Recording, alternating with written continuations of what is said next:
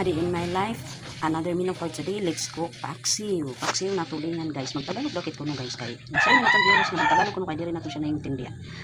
Ang ulam natin ngayon guys na iluluto ay paksiw na tulingan.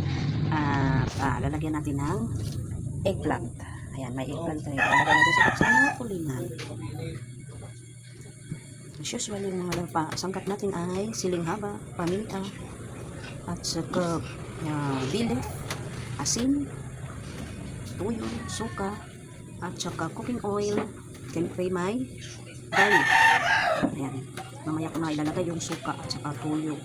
Tubig lang yan guys. Tubig lang muna para maluto masyado. Kasi gusto ko yung lutong-lutong. Para masarap. Hindi malansa. Diba? Mamaya ko na ilalagay yung ating suka at saka tuyo. Ito lang ulam natin ngayon mga guys. Paksiw na tulingan. Masarap to guys. Mas medyo mura-mura ngayon ang tulingan kaysa sa ibang isda, kaya dito na tayo sa tulingan at saka masarap din naman yung tulingan, di ba? Sarap ng tulingan. Okay? Depende lang sa pagluto nito.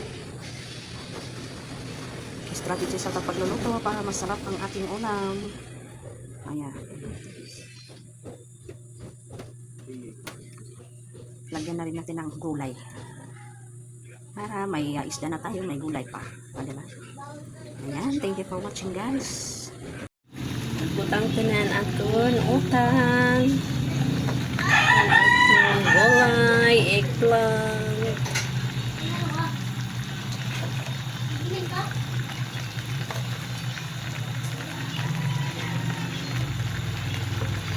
Sarap. Butang tanan lang siya sa suka.